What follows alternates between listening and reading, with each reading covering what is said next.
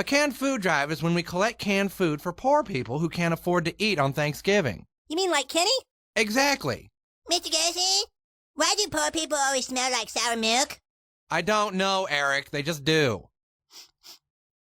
Welcome back, everybody, to South Park in the Dark, a podcast where me and my buddy Swag are going through every single episode of South Park and talking about it to you, our fans, our goobacks, as we've decided to dub you. And tonight we got a special double holiday feature, is what I'm calling it. What do you think, Swag? Yeah, it is. It is a double holiday feature. I didn't even recognize that. It is a double holiday feature. The first one we're going to go over, and like, oh, this is one perfect to talk about a couple weeks ago. Mm-hmm. But yeah, the second one kind of leads into the current holiday. So it's a holiday double feature. It is a holiday double feature. Yeah, the Christmas one's very Christmas. The Thanksgiving one, you could almost, Thanksgiving's kind of in the background of our first episode. But yeah, let's get started then. We are discussing today 2 episodes, but we're starting with Season 1, Episode 8. It's called Starvin Marvin, and it first aired on November 19th, 1997. So the first thing I noticed, especially by getting the dates and not just the double feed, we could have did a trilogy if we would have looked ahead, but it went Halloween episode, Thanksgiving episode, Christmas episode in a row. Like they were released a month, almost a month in between each other, doing just the holidays. Matt and Trey were just like throwing out bangers. Yeah. The first season, we're gonna every fall holiday to stick. Yeah. So that was one thing that I just noticed. But, such is life. We're doing this 2 episodes at a time, and that's where we're at. So what did you think? What do you think of Starvin Marvin? You want to explain the plot? Yeah, Starvin Marvin. So I can, this whole episode is really about, Starvin Marvin, the kids wanted to watch, right? They wanted to watch. I remember these commercials back in like the 90s, early 2000s when it was just, so many children on TV just starving, and you're like, oh, help these kids. You want to help these kids. Okay. Yeah, they still play those. The kids want to help. Good commercials. They want to help a kid to get a free watch. Yeah. But then they get Marvin. Marvin shows up at their door instead right over Thanksgiving, and chaos ensues. Yeah. And you know what? I hadn't seen this one in a long time. Was this one, have you seen this one before? This is probably like the classics. Yes. Yeah. Okay, good.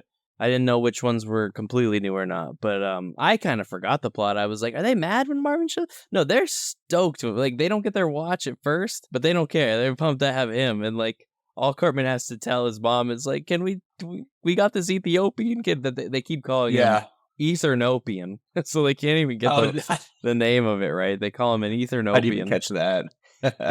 And Miss Cartman's just like, yeah, whatever, sure. And so they adopt Starvin Marvin instead of getting their watch and start Ethiopian, yeah, and then you just have the craziness ensues. He had just this wild subplot of Dr. Mephisto's evil turkeys, evil mad turkeys. That I didn't know how to feel about the turkeys because they kill those two like that couple that keeps making like beautiful just like you jokes. Yeah.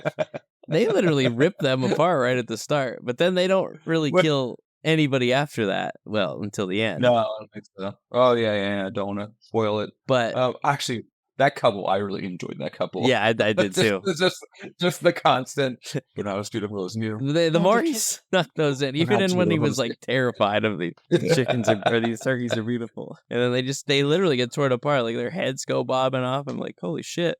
Yeah, immediately. Yeah, with all this, with the subplot, you have the boys and Starvin Marvin and Cartman's mom comes in, Chef, the mayor. There's these prominent players early on in the first season, which are a lot of fun. Now, the mayor's character is a little hit or miss for me. I did like the whole donkey bit. Yeah. He keeps making Mephisto, yeah. They're very over the top with her, like, not giving a shit about the town, but trying where she can right now. Yeah, she is a little all over the place. And she never, I don't know, that's another character who we're going to just have to watch how she evolves, because I don't even really remember. I don't think she's alive anymore on the show. Like, I think she's dead, but I can't remember that either. I don't know. We will get there, though. Yeah. What did you think of the episode? I liked it. I still, it's probably my least favorite of the 2, and I really thought, I think I thought it was more funny when I was younger in the 90s, knowing, like, seeing those commercials all the time. It hit me a little better there then, but, like, I still had a good time. There were things that I found charming that I couldn't help but laugh at, and like, there is, like, a deeper plot. I don't even know how to pick at it. Like, you have Marvin coming from Ethiopia, and he's examining how Americans live, and you've got that kind of like they go to the buffet, and he's just watching them get the shrimp and then throw it away because they don't want to eat it, and he's just like, what the fuck?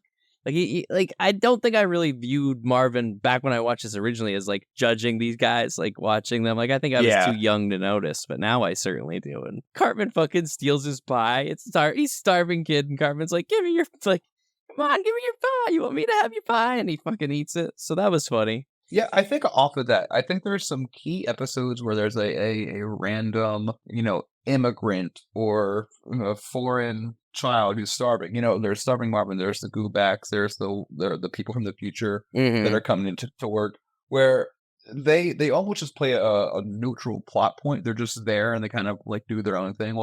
We see Starvin Marvin just being uncomfortable, like right away. Yeah. But then he has his own little arc.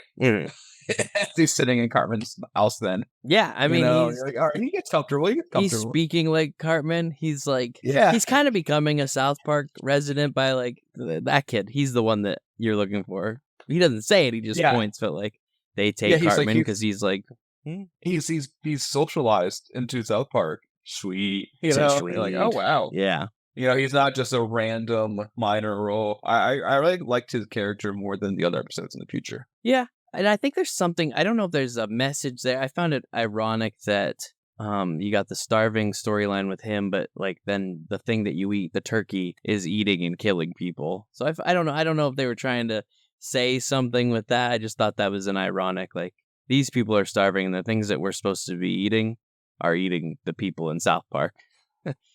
So maybe some like divine intervention at South Park itself for being such gluttons. I don't know. That's just a thought. You'd know all about that, wouldn't you? Yeah.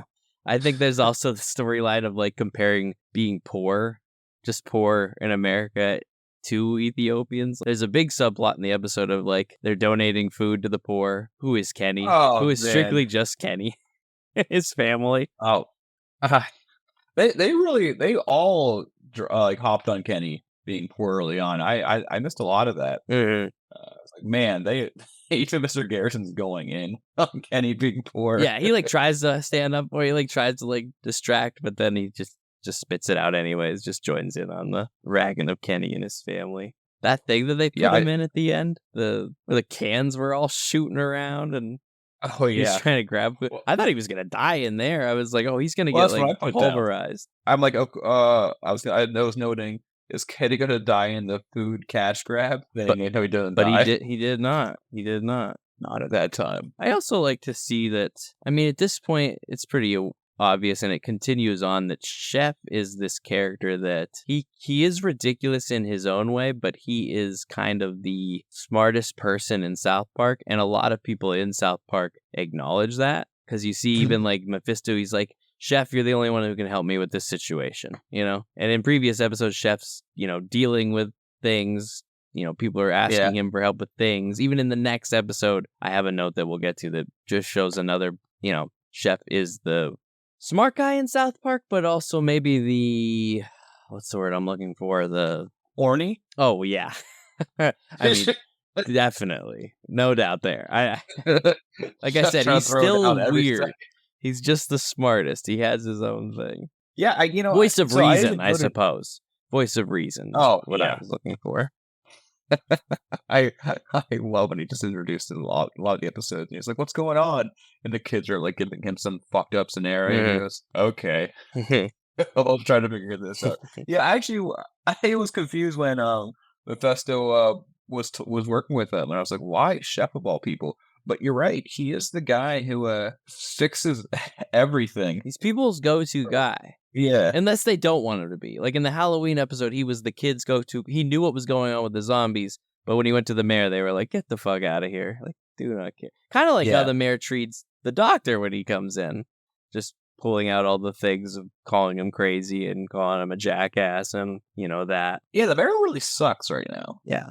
And her people. He's not really doing much. But I think they play with it in a fun, like they're awful, but that awfulness starts to get funnier. Like the assistant, when they reference, I think he calls people POVs because they're like people in poverty or something like that. but he has like or the pods. Yeah, the pods. He just has like a little kind of, I don't know, offensive name for them. Well, I think cracked up at Carmen that. uses that too. Yeah, I love the podsies. Yeah.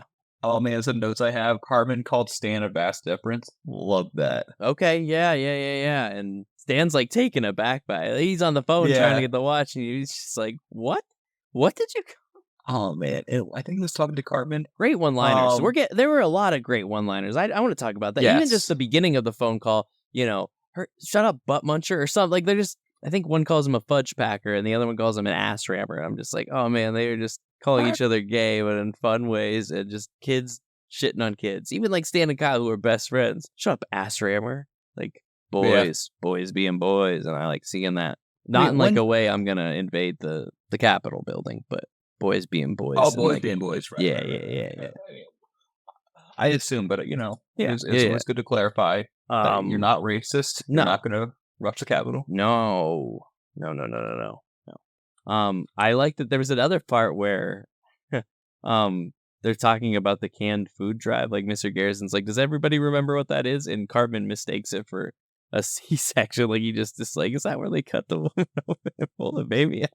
This is the line where Garrison responds, "There aren't stupid questions, just stupid people." Yes. Fucking love that line. No, Eric, that's a cesarean section. He is the perfect ideal envision of an old gay man in the 90s. Yeah. Like he honestly reminds me of one of the teachers at where I went to high school that is a gay, bald older man. He didn't get offensive like that, but like their mannerisms are very the same. And if we lived in a crazy world like that, I think he would even go there. Were you taught by Mr. Hat? No, I was not taught by Mr. Hat. I like that Principal Victoria has the watch to prove that she said, like, I don't want to adopt this kid. I said my money. She pulls out the sports watch. Yeah. Cracked up at that. Dude, great one-liners. That's the thing. This episode didn't have I feel like the last two we really could dive into with like things they were saying. I don't think this episode had a lot of that, but what it lacked in that it made up for in just like one-liners, smart writing, appreciative social commentary. At the end of the episode, it ends up that Sally Struthers is fucking eating all the food that is being sent to the Ethiopians. She has two fanning her, and she's just like a fat. Yeah. Say no more. I think in the one-liner in the subtle illustrations where once Carmen goes into the bunker, there's a box in the top room that says veal roll-ups. It's a fucking baby cow roll-ups, veal roll-ups, and it's pictured on the box. Yeah, like, that's fucking shit! great. I should have looked deeper in. I remember like thinking they weren't like food that I was like I would be super stoked about. Like I don't know why I thought they'd be like cheesy poofs or something. But they were a little off. I didn't read them exactly. Yeah, and then there's one moment where they're showing the Ethiopian family, and one's an Ethiopian Ike. It's just a Canadian baby, black Canadian baby. I don't think I noticed that. Yeah, they're just drawing stupid shit in there like that. Nice catch.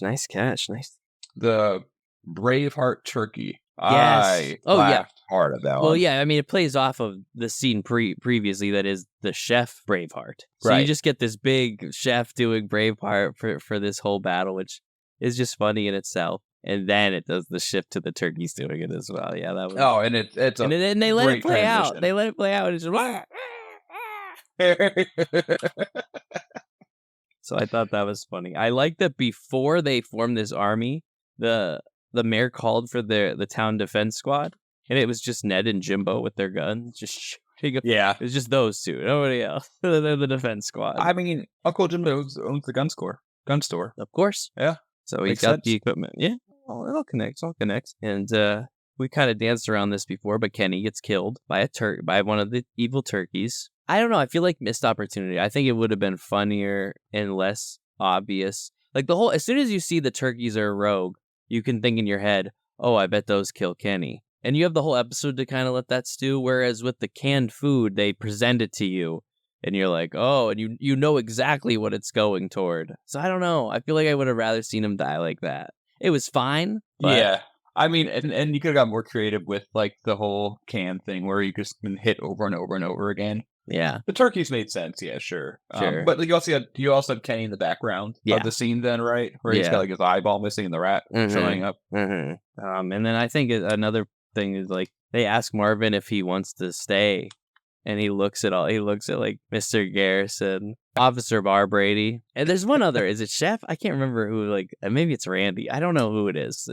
They smile at him, and he's just like, "Get me out of here." Hey, I don't want to be I thought around these people. I thought you anymore. I thought you got it right in the first round. I thought it was just Bar Brady. He's like, no, maybe it's the mayor. Maybe it's the mayor. Yeah, but Mr. Garrison's one of them. It's Mr. Garrison, Yeah. somebody, and then Bar Brady ends it, and they're just smiling at him. Yeah, he's like, fuck no, Wants nothing. I want to go back to Africa. And he does, and he takes the turkeys that they all killed, and he feeds them to the Ethiopians. Yeah, it kind of saves you. They have Sally Struthers kind of hung up on like a pig, so she's about to die. And yeah, everything ends pretty nicely. Wraps it up. Thanksgiving happens. It shows Kenny's family. Just Oh man, yeah. And then they're praying over that fucking can. Kenny's dead. This is all we have to eat. We love you, Lord. And then they don't have a fucking can opener. Genius. Yeah. They always joke about Kenny's family being poor, but they never really kind of show how poor they are, just mostly their house, going forward. Man, they're really digging into how poor they are. Absolutely. They don't even have a can opener. And then I guess I forgot to mention that we're introduced to in this episode, characters that we're introduced to, Starvin Marvin and Kenny's family, Kenny's mom, dad, and brother. That's all I really got on that episode. Yeah, I got a couple things. Okay. From the trivia side of things, my little cheat sheet here. Okay. So this is the first episode that Trey Parker wrote entirely by himself. Oh, okay. Interesting. Very interesting. Jerry Seinfeld was featured in the episode as turkey number 4. I love that they get these famous people to be animals that don't have actual speaking lines, like George Clooney and the dog. Oh, so actually they offered him turkey number 4, but he declined the role. That makes sense. But so I love these the whole idea that fucking George Clooney, Jerry Seinfeld, these prominent, people in comedy instead of are coming to this new TV show. It's like, hey, we'll do a part. Yeah. And they're like, here's a dog. Just say woof. Yeah. Here's a turkey. Gobble gobble. Fucking great. Yeah. Weird. Would love to go back and see how and that. why. Yeah. But yeah, that's it pretty much for the episode. Cool. Yeah, McCormick's are super poor. Turkeys are crazy. Yeah, that's all I got. Sick. All right. Good. Well then. I enjoyed the episode, but yeah, I think my memory, as a kid, I loved it more. Agreed. Yeah. Yeah. Agreed. But I guess you'll have that. It's the fun of going through it again now the way we are. Our perspective's changed. It's changed. Everything's changed. Now, Kyle, as your school counselor, I want to try and help you confront your problem, okay? I don't have a problem. Well, it's my understanding that you have an acute case of fakophilia. What's that? Well, a fakophiliac is somebody who's obsessed with mookie stinks, Kyle. Mookie stinks? Speaking of which, it's time to change to the next episode, which is Season 1, Episode 9, Mr. Hankey the Christmas Poo. First airing on December 17th, 1997. It's going to be its birthday here in a couple days. Do you want to explain the plot of this one? Yeah, so now this is the one that Kyle's mom is a big fat bitch. Correctamundo. Yeah, so it really just what begins with Kyle's mom yelling at Mr. Garrison for the school play, which for Mr. Garrison, it's going well, the rehearsal-wise. It could be way worse. It could involve Mr. Slave. It could involve, so many other Mr. factors. Hat. Mr. Hat. So the fact that Mr. Garrison was putting on a school play in a decently showing way, and then Sheila just destroys it. God damn it, dude. But she doesn't like the nativity scene. It's too offensive to not include the Jewish culture, especially because Kyle is Joseph. Yes. In the nativity scene. Yes. So that blows up, and it's really an anti-PC episode from there on out. Yeah, I find the message in this one to be very interesting. Very interesting, especially, I think a lot of people think that this kind of stuff is new. You know what I mean? I feel like a lot of people think oh, this isn't how things used to be. Why do we got to care about these other cultures, yada, yada. But I don't think it is. I don't think South Park would have been making this point back then if it wasn't relevant then either. So it's crazy to think that like this has been a long ongoing situation where people are offended by something and want it to be changed.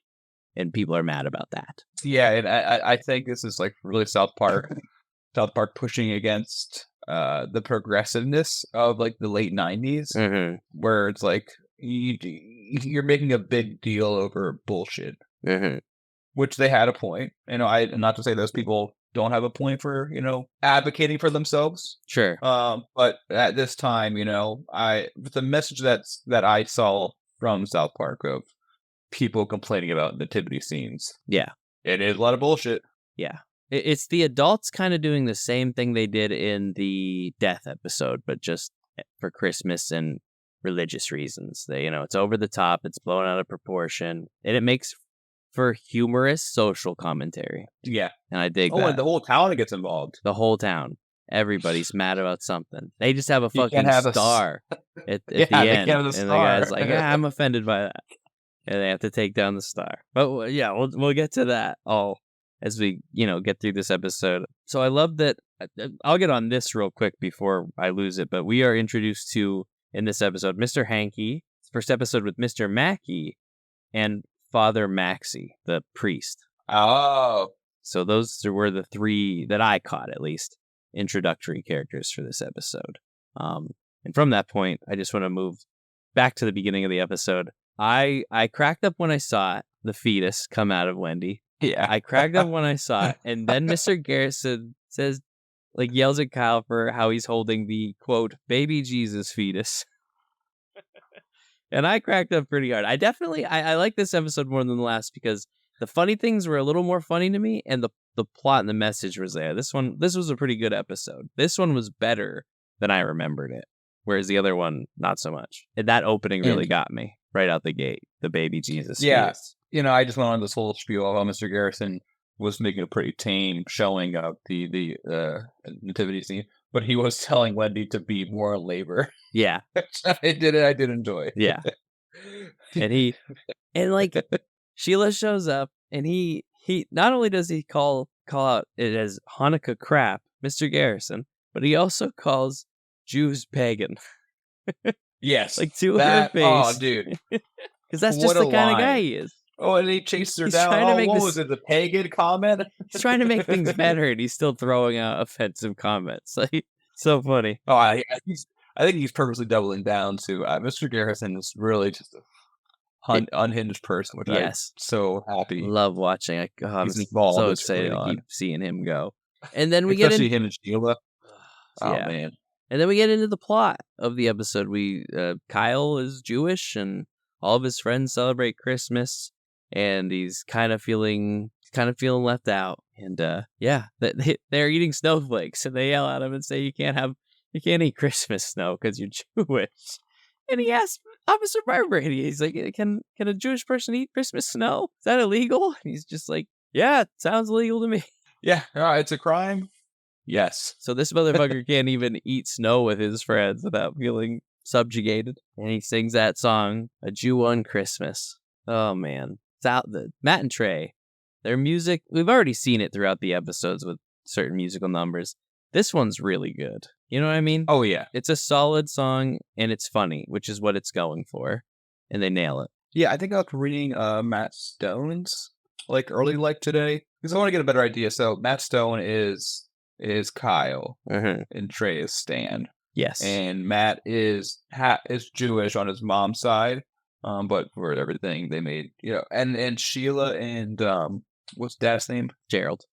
That's actually Matt's parents' names. Yeah. But for one thing, Matt also was interested in majoring in music at UC or CU. So just the fact that, man, I always thought Trey was the amazing creator of these music. They both bring so much to the table with in regards to music. There's creativity. a reason that they have worked together forever this whole time. Yeah. And only keep making better shit, really. So, dude, just banger after banger. Yeah. Dude, that whole song, that was even the best song of the whole episode. No, it was not. No, it was not. Yeah. We will get to what I consider to be the best of the episode because I love that. But before that, we'll get to everybody's raging outside of the town hall, and somebody's just yelling like, "Hey, our church and state's supposed to be separate." People are making kind of good points, but it's just all in fun. And there's hippies there for like the environment and shit. We also learned that Mr. Garrison hates Mexicans. Yeah. What can we get Yeah, rid of these damn Mexicans? I put the note, oh wow, Garrison was already ready to fuck them all, fuck all the Mexicans to death. Mm-hmm. He was just gearing up for it. Yeah. And Kyle tries to bring everybody together by telling them about Mr. Hankey, the Christmas Poo. Dude, he wouldn't let it go either. I mean, obviously it's the entire arc, plot of the episode, but man, he was doubling down on Mr. Hankey. It's what he saw. Tripling down. It's what he saw. He saw what was real and nobody else could see it. And so, of course he had to carried double a box down. of shit around. Oh, dude. So fucking fun. Every scene, I have a note that just says, and like they play into it. I wrote this before the episode was done, but I'm just like, everything Kyle is doing, he's looking absolutely insane. From the very start, like he sees Mr. Hankey and I write, Mr. Hankey got shit everywhere just in his own bathroom. And like his dad comes in to find his son, what he believes to have written and drawn was shit. He's like, look at it. Like he just looks completely insane. So I really like that the episode, not only does Kyle double down, but the episode doubles down on just like, how can we make this kid look really, really fucking crazy? Yeah. Oh my God. Because he goes to the bus stop and he has Mr. Hankey. He's going to take him to school, and the kids just look at and see that he's got this turd. It's like talking to it like it's a person. And they're all just like, dude, what the fuck is wrong with you? Because you absolutely would. I mean, yeah, he's carrying on a piece of He's carrying on a piece of shit. And I think early on too, like these kids are socializing in a very normal fourth grade way, third grade way, however old they are. Yeah, third grade. Just by the profanity and the things they're saying. Like they're calling Carmen fat every single second. Mm-hmm. Carmen's they're busting on Kenny for being poor. There's not much Jewish slander. Oh, this episode a lot of it, but overall, so like fuck, Kyle's carrying around a turd in a box. And that's all anybody sees. It's just like we know it's Mr. Hankey. We're not sure if we're seeing it through Kyle's lens or not. And even the audience, as the audience, you're questioning. You're like, is he just losing it? Like, is this just a third? Imagine we didn't know what we know now about Kyle. Just watching the show develop, we're like, what the fuck is going on with this little kid? Yeah, the little kid who's more annoying, just the voice of reason in other episodes, or at least he's learning shit at the end. Yeah, now he's seeing a singing, dancing Christmas turd that sings music that has also a pretty good, like the song for that is really funny too. And like the story behind him, like if you eat a lot of fiber before Christmas, he'll show up. So fucking funny. He's corny, but it's just a turd. It's just a turd, and I like how that translates even to Kyle's now with Mr. Mackey, because he gets in trouble for Mr. Hankey attacks Cartman, but it just looks like Kyle threw his turd at him, and Cartman is so just appalled. So he goes to see Mr. Mackey, who we are introduced to in that scene, and he's working on him. He's making him feel better. It's kind of coming around, and Sir Hankey ends up going in his coffee. He's talking to Mr. Mackey from his coffee. Yeah. Mr. Mackey just looks down. It's just in his coffee. And he's so angry. He calls him a sick little monkey. He's like, you sick little monkey, okay? Yeah. He even leans and yells at Stan to be responsible for Kyle's wrongdoings. Yeah. He gets so mad and puts it on him. Stan. Yeah. The fucking school counselor. So what a great way to introduce him. You get the MK. You kind of, I feel like you get the idea who this guy is, especially knowing him now, but if you didn't before, you get a great idea of who he is from that episode, from that introduction. Oh yeah. Kyle's like chasing him like, no, it's not, it's Mr. Hankey. Yeah.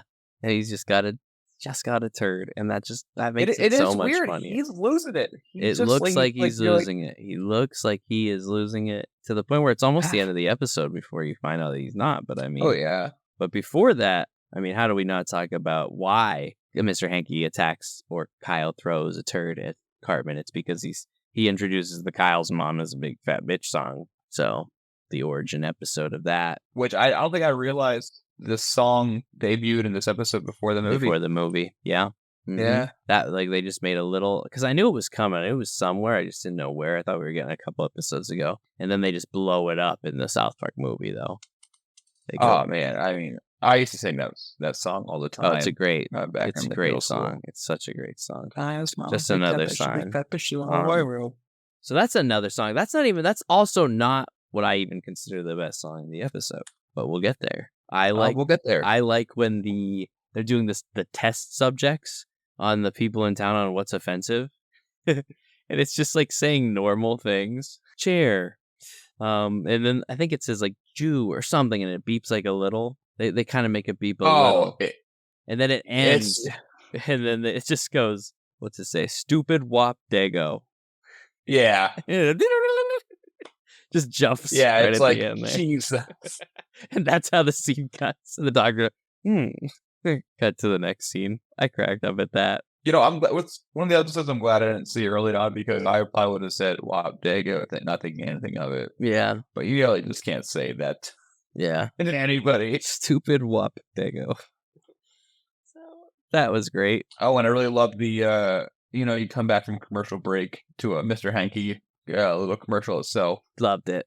Dude, I even knew I was watching the show, and just for a second I thought it went to actual commercial. And then I had to be like, no, I'm on HBO. Yeah. This is part of the show. So Doing funny. So funny. They're just dressing up a turd with real life people. And it flies off or whatever, and the baby's eating it. And the daughter's just like, why did dad have to die? Or something like that. Like, yeah. I wish dad didn't die. And the mom's just like, so funny. Dude, there's a few episodes where they do commercials with like real people, and it's always so fucking funny on this show. This one and Tally are the ones I definitely know of. The episode where they do Pokemon and they try to get the kids into other toys, all of those commercials are so fucking funny. I can't wait till we get there. I think that's season. Shin Pokemon? Shin Pokemon, yeah. I think it's season 2, maybe 3. I did love the instead of doing the nativity scene to doing a Christmas, with Jesus, so they do like this weird fucking European electro. Yeah. I actually really enjoyed this. Yeah. Like, everyone's like, what the fuck is this bullshit? And I'm like, no, keep this going. This is dumb liberal art, and I want to see it through. Yeah. And they all hate it. They all absolutely hate it. Yeah, none of them. They got what they wanted, and they're like, never mind. We are out of our minds. Because this is ridiculous. I mean, Kyle did lose it because they fucking committed him. He got fucking right, but he didn't actually, because as we've established earlier in this episode, the voice of reason, Chef, comes in and is just like, "Oh yeah, Mr. Hankey. I know Mr. Hankey," and you're like, "Okay, the smartest guy that we know that people rely on believes in Mr. Hankey. So now we know for sure that Kyle doesn't just have a piece of shit that he's carrying around, and that it is real. Because why would Chef is our voice of reason, so he flaunts that. I mean, he's aware of Mr. Hankey. Yeah. Now this is preceded by a scene that I consider to be the best song in the episode, is Chef's Christmas song, I guess holiday song, where he's talking about making love, but like spreading it into everybody's religion or holiday. And those lyrics were genius. It just really plays off of Chef. They know what they're doing with Chef, and it's always funny. It never gets old. In fact, I think it gets better. I would agree. I think this episode's song really is incredible. It's not just kind of a Dirty Rocky song he does. Yes. Yeah. It's a theme. Mm-hmm. Definitely. Here we go. The holiday song by the school chef. I'm going to lay you down by the Yule log. I'm going to love you right. Baby, I'm gonna deck your halls. It's silent your night. It's it's so good. It's genius. It's fucking genius. Let the angels sing while you're sliding up your bra. I just can't wait to jingle your bells and fa la la la your la. It's so good. Singing it at a kid's play too, like the whole scene. Genius. Gotta follow your law. And then, he goes from that to, oh yeah, I know Mr. Hankey. And you're like, well, he's still the voice of reason. Yeah. And it all comes around. They all because Chef believes in Mr. Hankey, he convinces the other boys to believe in Mr. Hankey, and then they see. I don't know if you have to believe. I got the idea that it was like you have to believe in Mr. Hankey to see him, but there were characters like the adults. They didn't get a chance to believe. They just were like, "Oh shit, that is a fucking Christmas Poo." Yeah, you're right. Yeah. Yeah. So I don't know, but once Chef said it, and then they started seeing it. Everybody started seeing him. So that was good. It was an odd moment, but holy shit, Sheila punching Father Maxie. I love that part. Oh my god. Yeah. But yeah, they're like, oh, he must be real. Then because Chef believes. But then all the parents are like, oh, I can see him too. All right. And they go get Kyle out of his. He's fucking strapped in he's singing the dreidel song like a crazy person. So I think they're making a point of the dreidel song. I think the dreidel song, it's just the same verse over and over and over again. Makes sense. And he's just stuck in a like loop. any fun. Well, I'm a Jew, a lonely Jew. Howdy-o, Mr. Hankey, Chef says to him. Because they're boys. They know each other pretty well. Just like him and Kyle. Yeah. And, they get Kyle out. Everybody learns their lesson. I got a lot of interesting notes here from the trivia page. Mr. Hankey was supposed to be the focus of the entire show, but apparently Comedy Central did not allow it. That citation is not cited in that comment, though. So I'm wondering if there's some sort of if their original proposed idea was struck down by Comedy Central and they said less poop. Maybe, because there is a lot when you think of not only is he poop, but everywhere he walks and bounces around, it's a shit smear. So yeah, and I'm wondering if if he came out right from the beginning, there's just constant poop talk or something. Yeah, which means we already had our poop talk in the previous episodes. So they're kind of doubling down on that as well. Because throughout that, there's I guess it was the last episode. There was Terrence and Phillips Thanksgiving special, and they were just doing fart jokes. But, yeah, and poop in this one. So they kind of always pick at that a little, which I like. This point is an interesting, just a good conversational piece. But it says the episode satirizes political correctness and what would happen if everything anyone would find offensive were to be removed. And I agree with that. I also think that South Park was not trying to portray things as, if you remove everything offensive, things are going to suck. I think they're trying to push back against a lot of other people. Sure, yeah. The extremities of the time. Yeah, sure, mean, we've had our own cultural battles with people getting upset about the red Starbucks cups. Sure. The Starbucks red. I'm sure if that was included in the 90s, that's what would be included in that episode. But I think for the late 90s, probably the first time we've seen just random bullshit, Yeah. I mean, at one point somebody's like, is anybody offended by mistletoe? That one guy just raises his hand. Yeah. It's hey, you gotta take it down. So that was funny. Yeah. It is. The episode is really, it's a lot of fun. With how they portray a lot of these topics. I think this episode how easily get offended. I think this episode does a really good job of juggling all sorts of plots along with this message, because there's kind of a few. There's even subplots and subplots. We started to get the subplot of Kenny is in dangerous situations where Kenny looks like he's gonna die and he escapes death. So we got that little subplot going on throughout the episode. Ultimately, to him not dying, this is the first episode that Kenny lives. They give him the pass for Christmas. Yep. Yeah. First episode that he lives. First episode that there's no intro song either. There was no intro song. Yep, it just started with them doing their play. I like the little post-credit scene of Jesus alone blowing out his candles. Happy birthday to me. And he's just alone. Yeah. Because he's a character, and they've already established he's a character, so this is them being oh yeah, this is what Jesus is doing. Yeah, no, I was going to text you immediately MCU post-credit scene. Make sure you stay throughout the entire credit to the theater. No, I did. So this is actually a more unique bullet point. Mr. Hankey was inspired by an event that happened to Trey Parker. When Trey was a kid, he would had the habit of not flushing the toilet. Because of this, Trey's dad told him that if he did not flush the toilet, Mr. Hankey would come out and eat him. That's hilarious. That's great. Yeah, I like that a lot. Because your best humor always comes from your own life, and you can't write that shit. You know what I mean? Yeah. Write that shit nice. That's a lot of fun. I mean, that says a lot about these guys. That says a lot about these guys and how they write. like inspiration from their personal lives. But then you have like your parents watch it and you're like, oh, you named Mr. Hankey the Christmas Poo after Mr. Hankey the Poo Don't Eat You? Okay. Make it a little nicer. So overall, Yeah. episode, this Mr. Hankey the Christmas Poo. Mm-hmm. I would agree with your assessment that I enjoyed this episode as much as like the first time I first saw it, Mm-hmm. or the previous one. I didn't like it as much, Right. this time around. Yeah. That's just gonna be how it goes, I think, from time to time. Yeah. That's fine. I mean, I still liked it. I still enjoyed both episodes. It's just this one I definitely liked more. Even talking about it again now with you, I laughed thinking of some of these things again. So, like, that says a lot. But we have 4 episodes left in this season. So, in 2 episodes, we will have cleared of this show. We'll have cleared season 1. So, we're getting there. I did the math today. If we do 2 episodes every show, for the 325 episodes that are currently out for South Park, we shall be done with this in like 6 years. No, 3 years. 6 or 3. 6 to 3. 3 to 6. 3 to 6 years. Fuck. We got time. You know what? They're gonna add episodes of South Park in those 3 to 6 years too. So that math changes a little, but yeah. But we'll do it. We'll crank through it. I'm pumped.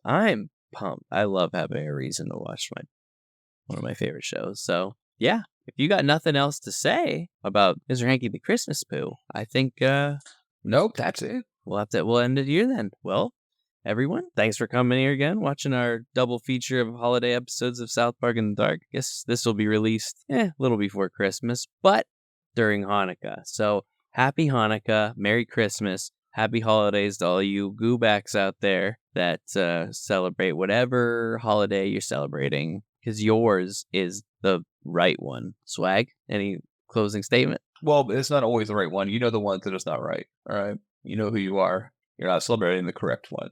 Yeah. But I digress. Get your head out of your ass. All right. On that note, we are South Park in the Dark, and catch us every Wednesday. Till next time, guys. Toodles. Well, screw you guys. I'm going home.